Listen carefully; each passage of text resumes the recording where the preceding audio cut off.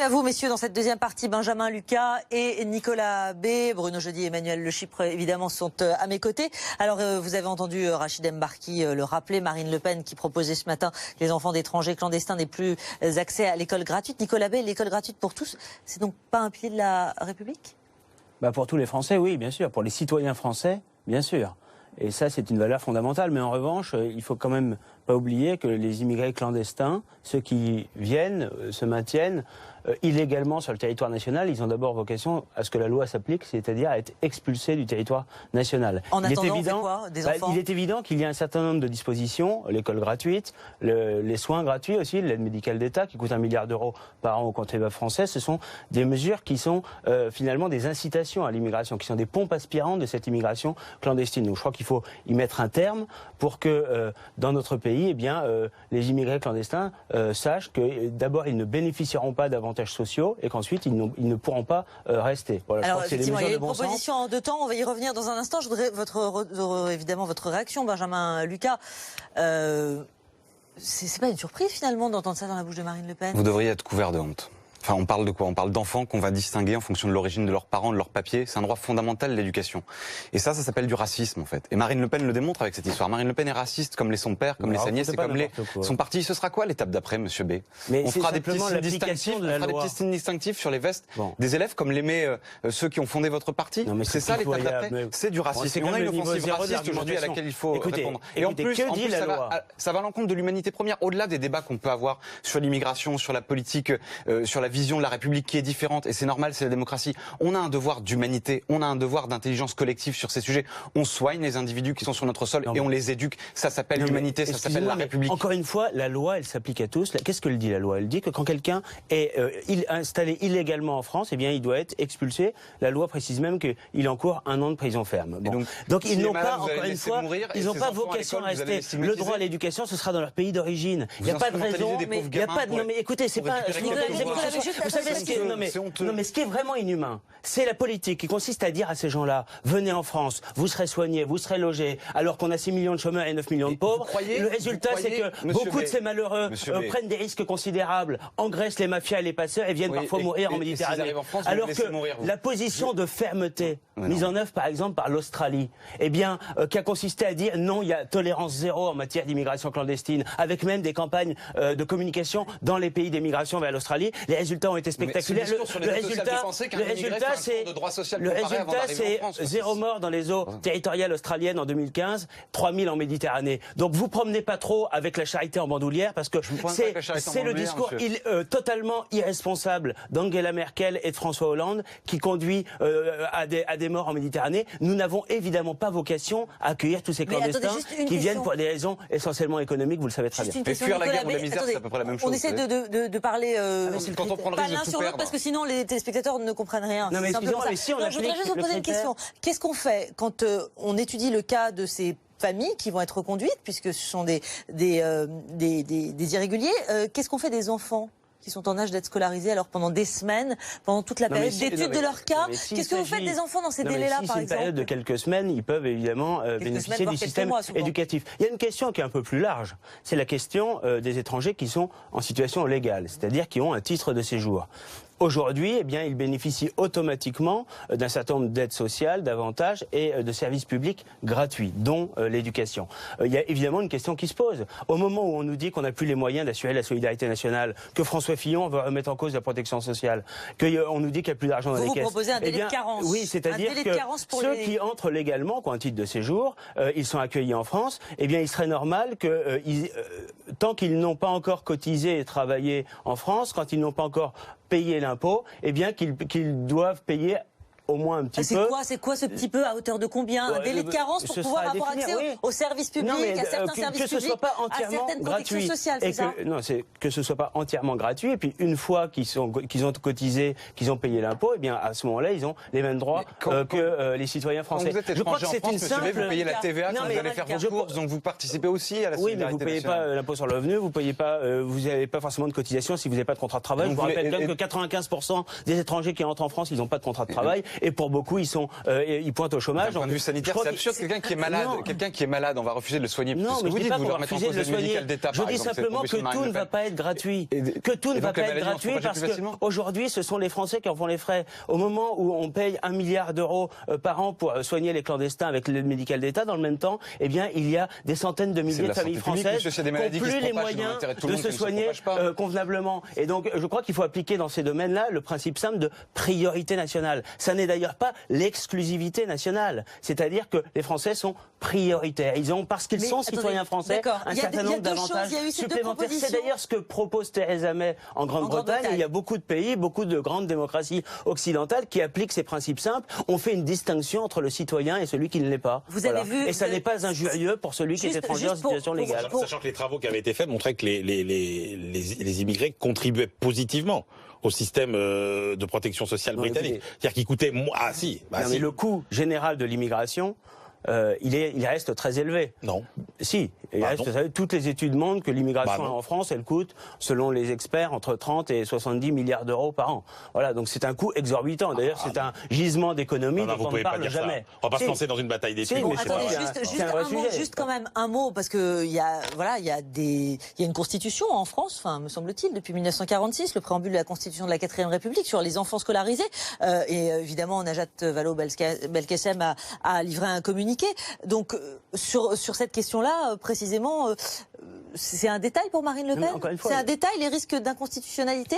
Non, mais souvent de détails, extrêmement d'ailleurs. La déclaration des droits de l'homme et du citoyen, ne l'oublions pas. Tout enfant résidant en France doit dès 6 ans étudier au sein d'un établissement scolaire public ou privé jusqu'à l'âge de 16 ans sous peine de poursuite pénale à l'encontre des parents. Vous en faites quoi? Il n'est pas indiqué que c'est gratuit, ça. Il est simplement indiqué qu'ils ont le droit, que la France fournit la possibilité d'entrer dans le système éducatif. C'est tout à fait différent. Quant aux conventions européennes, je crois que dans ce domaine-là, comme dans beaucoup d'autres d'ailleurs, il faut aussi les remettre en cause. Il faut renégocier les traités européens pour défendre nos intérêts. Il s'agit simplement que les Français décident des lois qui s'appliquent en France et que ce ne soit pas décidé à Bruxelles. Benjamin Lucas, finalement, il n'y a pas tellement de surprise. C'est dans la logique du programme de Marine Le Pen. Ah oui, moi je ne suis pas surpris. L'extrême droite est raciste dans ce pays. Mais arrêtez de raconter n'importe quoi. Si vous pouviez argumenter un tout petit peu, au lieu d'insulter, on gagnerait en qualité. Et ce serait un témoignage de respect aussi pour ceux qui nous écoutent. Mais je respecte tout à fait ceux qui nous écoutent. C'est un débat argumentaire avec des convictions qui vous... Non mais honnêtement, vous êtes bêtement insultant. Expliquez en quoi vous n'êtes pas d'accord avec la priorité nationale. Vous préférez que les étrangers, y compris clandestins, manifestement, soient mieux traités que les citoyens français. C'est un point de désaccord entre nous. Je pense, monsieur, qu'il y a des droits fondamentaux, le droit à l'éducation, le droit à la santé. Quand on a des gens sur notre territoire, en fait, on les soigne, on les laisse pas mourir. Est-ce que vous êtes pour l'application de la loi républicaine? C'est-à-dire, est-ce que vous êtes pour l'expulsion des clandestins? Je vous pose la question. Non, moi je n'y suis pas favorable. Voilà, bon, vous voulez pas appliquer la loi. Je pense qu'on n'accueille pas assez les prononcés. Et je finis sur une chose, parce que la question de la Constitution que vous avez soulevée, elle est essentielle. Et c'est une vieille habitude de l'extrême droite, dès qu'elle arrive au pouvoir, en France ou en Europe, de remettre en cause ce que sont les piliers de l'État de droit, les piliers de la République. Et moi je suis attaché, monsieur, à ce que cette République, elle fonctionne sur des valeurs et sur des fondements qui ont fait jusque-là consensus. La droite et la gauche, à chaque fois qu'ils arrivent au pouvoir, font des modifications de la Constitution. Mais qui respecte ses équilibres fondamentaux. Non, vous faites des modifications constitutionnelles à répétition. Et aujourd'hui, vous êtes en train d'expliquer que ce serait un scandale si on faisait une modification constitutionnelle que je ne demande même pas. Mettre en cause l'égalité, la fraternité, moi, ce que je remets en cause, non mais parlez pas de fraternité parce que le résultat de la politique des socialistes au pouvoir depuis 5 ans, c'est tout sauf la fraternité. C'est la politique la plus antisociale que la France n'a jamais connue, avec des millions de contribuables parmi les plus modestes. Voilà, donc s'il vous plaît. Mais en revanche, la remise en cause de traités européens, c'est un vrai sujet parce que aujourd'hui, c'est vrai, un certain nombre de traités européens imposent des choix à la France, imposent des choix au peuple français qu'il faudrait mettre en cause pour retrouver notre souveraineté en la matière. Nicolas, mais juste, le slogan pour la campagne, c'est la France apaisée. Le slogan de Marine Le Pen, c'est la France apaisée. Jusqu'à présent, elle a tenté d'éviter les déclarations polémiques, à l'image de celle de Jean-Marie Le Pen, exclu en août 2015 du Front National. On est typiquement là, on est dans un retour en arrière, une marche arrière colossale. Mais pas du tout. Avec une provocation, vous avez vu évidemment le déferlement de réaction aujourd'hui. C'est parce que Fillon aujourd'hui est votre adversaire. Écoutez, en quoi ce serait une provocation de dire 1, on applique la loi s'agissant des clandestins, 2, on établit un principe de priorité nationale que nous souhaitons d'ailleurs appliquer pour l'emploi, pour les logements ou pour les aides sociales. D'accord, monsieur Bay. Mais j'observe que ça faisait longtemps que Mme Le Pen n'avait pas parlé d'immigration. Et là, tout à coup, aujourd'hui, elle nous en parle. Alors, est-ce que c'est lié au fait que c'est vrai que François Fillon a réussi sa primaire et que du coup ça vous embête un peu. Et puis de l'autre côté, on a une représentante éminente de votre parti, Marion Maréchal-Le Pen, qui vient d'avoir quand même un clash assez important avec Marine Le Pen. Elle est soutenue d'ailleurs par une dizaine de responsables de votre parti. Est-ce que finalement c'est pas un moyen de détourner un petit peu les difficultés de... Non, absolument pas. Il s'agit simplement de parler. Non, il s'agit simplement de parler des sujets qui préoccupent les Français. Voilà, encore une fois, on est aujourd'hui dans une situation économique et sociale dramatique. Vous savez, on s'inquiète pas du tout. On s'inquiète pas du tout de François Fillon. François Fillon aujourd'hui, il est dans la situation qui était celle d'Alain Juppé il y a 6 mois. Je suis pas sûr que ce soit la situation la plus enviable. Bon, et donc, il y a eu la primaire de la droite. Oui, d'accord, mais on verra ce qui restera encore une fois de François Fillon dans quelques mois. François Fillon sur la base d'un programme qui quand même quelque part embête une partie des dirigeants d'autres partis qui reconnaissent eux-mêmes que François Fillon bloque une partie des gens qui pouvaient passer des Républicains au Front National. Moi je crois qu'il y a 8%, 9% du corps électoral qui s'est déplacé à la primaire.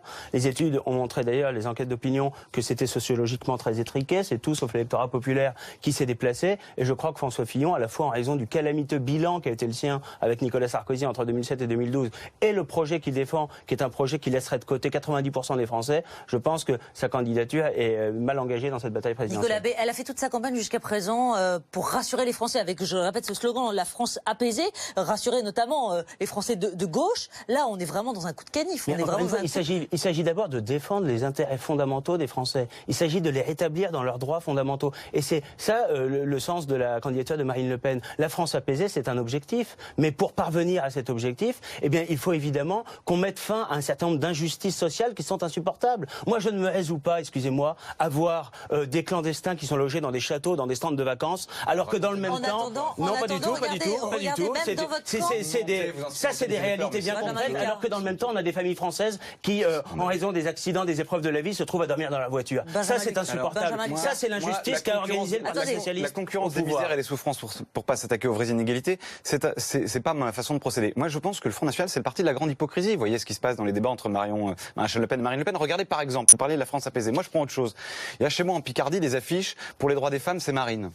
Et vous, Monsieur B, vous êtes député européen. Vous avez voté contre le droit à l'avortement et le droit à la contraception au Parlement européen. Alors, vous avez peut-être une excuse, vos assistants parlementaires sont dans un plat fictif, ils ont peut-être pas eu le temps de vous faire des notes sur ce sujet. Mais c'est donc le parti de la grande hypocrisie. Regardez ce qui s'est passé aux élections régionales entre la campagne menée par Marion Maréchal Le Pen en PACA et la campagne menée par Marine Le Pen en Hauts-de-France. C'était pas les mêmes discours. Vous aviez un discours ultralibéral dans le sud, un discours social dans le nord. L'idée, c'est de vouloir tout rattraper en disant tous des éléments de langage. Non, c'est pas des éléments de langage, monsieur. Je l'ai constaté moi-même. Défendre un État qui joue tout son rôle, mais qui ne joue que son rôle. Le patriotisme économique, le protectionnisme, mais et en même temps la liberté d'entreprendre. Voilà. Donc il peut y avoir des sensibilités différentes. Elles se sont exprimées ces derniers jours. Marine Le Pen a rappelé la ligne qui est la sienne, la ligne de candidate à la présidentielle, la ligne du Front National. Nous n'entendons pas revenir sur la possibilité pour les femmes d'avoir recours à l'avortement, mais nous pensons aussi qu'il faut qu'elles aient réellement le choix. Et avoir réellement le choix, c'est pouvoir bénéficier d'un certain nombre d'aides, y compris matérielles, lorsqu'elles sont dans des situations de détresse.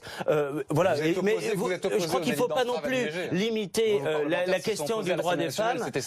Les droits des femmes aujourd'hui, ils sont très gravement menacés dans nos quartiers quand le communautarisme s'installe. Ils ne peuvent plus. Dès qu'il y a un sujet, dès que vous êtes mais je crois que c'est la réalité. Les musulmans, aujourd'hui, qu'est-ce qui menace vraiment? Quand vous manifestez avec les intégristes de Manif pour tous, vous n'avez pas de problème avec les droits des femmes, vous n'avez pas de problème avec le progrès. Ce qui menace aujourd'hui gravement les droits des femmes, c'est évidemment l'islamisme qui se développe dans les quartiers, qui fait qu'elles ne peuvent plus circuler librement, qu'elles ne peuvent plus se vêtir librement. Et ça aussi, pour nous, c'est un combat fondamental et prioritaire. Et manifestement, ça vous intéresse pas beaucoup. Nicolas B, une question. Quand est-ce qu'elle va dévoiler son programme, Marine Le Pen, pour la présidentielle? Fin janvier? Comme ça, elle peut d'ici là adapter son programme aux propositions de ses adversaires? Non, pas du tout. C'est simplement que les primaires chez les adversaires, comme ils ont du mal à avoir des candidats naturels, ils sont obligés de mettre en place. Non, c'est pas la démocratie. On n'hérite pas. Non, c'est des logiques, c'est des logiques politiciennes. En réalité, nous attendons d'avoir, pour que la campagne présidentielle batte son plein, nous devons d'abord connaître quels sont les concurrents. On sait maintenant que c'est François Fillon qui sera l'un des candidats du système. Vous avez été surpris par les 4,3 millions d'électeurs à la primaire de la droite. Oui, mais en même temps, vous gossiez, vous disiez que ça n'allait pas marcher, finalement 4,3 millions. Non, mais qu'il y ait eu un certain succès d'affluence de la primaire, j'en conviens volontiers. Maintenant, ça reste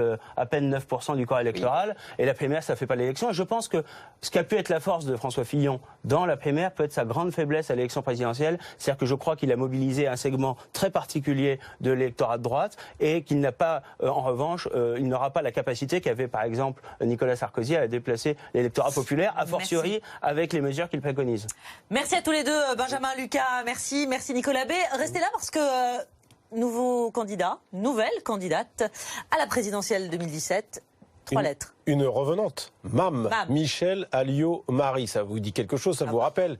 Ministre de l'Intérieur, ministre de la Défense d'abord, ministre de l'Intérieur. Et avant, elle avait été ministre au sport, secrétaire d'État aux universités. Presque une carrière ministérielle de 12 années, un record sous la Ve République. Elle avait tenté de manière très brève d'être candidate contre Nicolas Sarkozy en 2006, on l'a oublié aussi. Et puis là, elle se rappelle au bon souvenir des quelques personnes qui étaient sur les réseaux sociaux ce soir, dont moi. Et Michèle Alliot-Marie est candidate. Alors ça, c'est une surprise parce qu'on avait pensé qu'elle avait fait une petite tour de piste à la primaire. Et puis finalement, ça n'avait pas marché, faute de parrainage. Et puis finalement, ne pouvant passer par la case primaire, elle revient par la grande porte de la présidentielle. Maintenant, on lui souhaite bon courage pour les 500 signatures, parce que si elle n'a pas eu les parrainages pour la primaire, les 500 parrains, ça va pas être facile. Je crains que pour Michèle Alliot-Marie, ce soit le combat de trop. C'est dommage, après une carrière ministérielle aussi longue. C'est un pied de nez à Fillon ? Elle le déteste. Voilà. C'est un point commun avec Henri Guénaud, qui lui-même est aussi candidat au nom du gaullisme. Ça fait au moins 2 candidats qui passent en dehors de la primaire et qui se revendiquent du gaullisme. Exactement. Ça vous rappelle pas quelque chose ? 1981, Michel Debré, Marie-France Garot. Voilà, j'étais trop jeune. Nicolas B, Benjamin Lucas, une réaction très rapide sur Cahuzac. La condamnation de Jérôme Cahuzac à 3 ans de prison ferme pour fraude fiscale. Sanction exemplaire pour vous, Nicolas B, Benjamin Lucas ?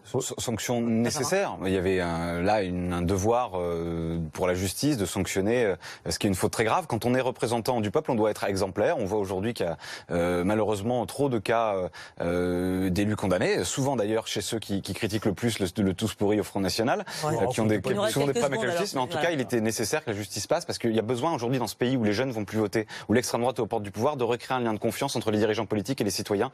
Et il fallait que cette décision de justice intervienne. Nicolas B. Moi, je crois que c'est en effet une décision exemplaire, mais qui est largement justifiée et méritée.